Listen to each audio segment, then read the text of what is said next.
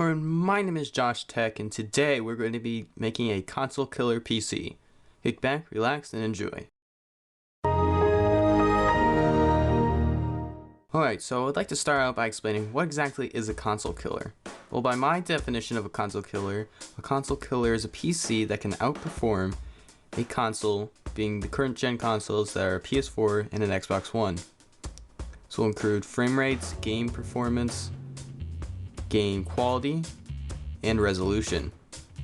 Let's get started with the part list. For the processor, I've chosen the Intel Pentium G3 250, clocked at 3.6 GHz. It's a dual core processor. Now this is not any ordinary Pentium from back in the day. It is a very up-to-date Pentium.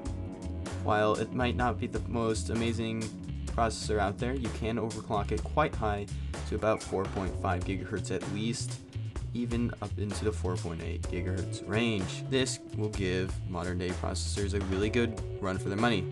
Next we have the Cooler Master Hyper TX3 CPU cooler. So this is going to give you all the cooling you need for your processor, and to go ahead and keep your processor cool and allow you to get that nice heavy overclock. This is going to be about $15.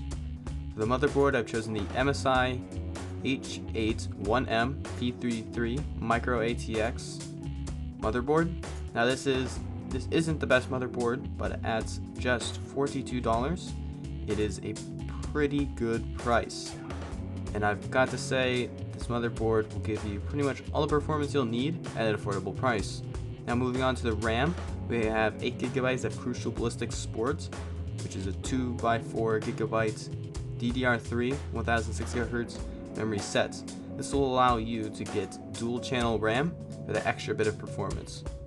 For the hard drive, we have a Western Digital Caviar Blue 500 GB 7200 RPM internal hard drive. For just $36, this is a pretty good hard drive that will let you store a decent amount of games in your operating system. So as a note, for about $10 more, you can upgrade to a 1 TB version of this drive. For the purposes of this video, I've decided to go with just the 500 GB version. Now for the graphics card, we're not skimping out, and I have chosen the EVGA GeForce GTX 950 2GB Superclocked Edition. This is going to be a beast mode card and will allow you to go ahead and run all of your games really well at high settings, matched with that Pentium in your 8 GB of RAM. This is basically all the performance you're going to need for current games, excluding some of the more intensive titles. This isn't a PC that will be able to run Crysis at 1080p 60 FPS. However, most games will be able to run really well on this graphics card. Now for the case, we have the AZZA Cosmos ATX mid-tower case. Now I've got to say, I'm surprised for just $20 you're getting a beautiful case with a side window. That is just a complete deal maker there. This does have that side window, making it look really nice. Now for the power supply, we have a Corsair CSM 450 watts 80 plus gold certified semi-modular ATX power supply. For just $24 at this price point, an 80 plus gold certified power supply is just what you're going to need to go ahead and power up everything in this build with no problems at all. And there is even a small promo going on with Newegg where you can even get another $5 off. This is a great power supply, should be all that you'll need for now. Now moving on, now for the operating system, you're probably going to have to go to at least $37 for Windows 8.1. But I'm going to give you the benefit of doubt with that one, because as my next topic will be is how to get this cheaper. I'm just going to say go with Windows 8.1 from G2A.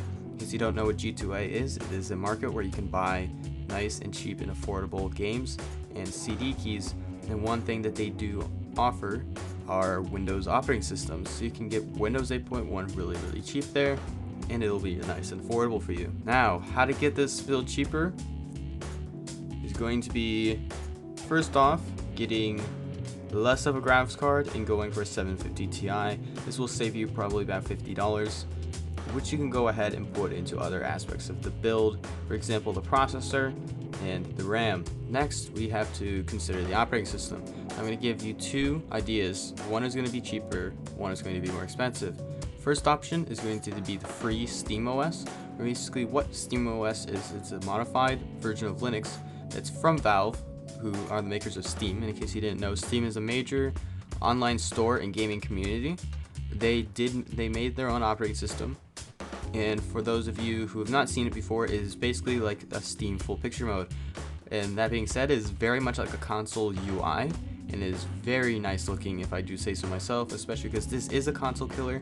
Maybe you do want to build a game on a PC but still have that console feel and look. The free SteamOS is going to be perfect for you. And next we're going to have Windows 8.1, which is going to be about 37 bucks off of G2A. The choice is yours. Windows 8.1 makes it into a PC. However, you do have some limitations with the SteamOS. Something I forgot to mention is that SteamOS, you can go ahead and enable desktop, the Linux desktop, from the SteamOS's settings. So then it could be more like a regular computer for that nice affordable price. So the conclusion is that with this $420, whether or not you're going to spend on an operating system or not will get you pretty far. I conclude that you should really get a good amount of FPS in every single game. Games like The Witcher 3 you'll probably be able to run on pretty high settings at 30 FPS with NVIDIA's half frame rate, which is something I would really suggest for console killers, seeing as consoles, they do run at 30 FPS in more demanding games and 60 in the less demanding games. Well, I will be linking everything in the description below, and you'll be able to go to Part Picker and you'll be able to find everything there as my build guide. So I hope you guys have enjoyed. Please like, comment, and subscribe to my new channel, and be sure to watch my other videos on tech. I'll be seeing you guys next time. I hope you have a good day, and bye-bye.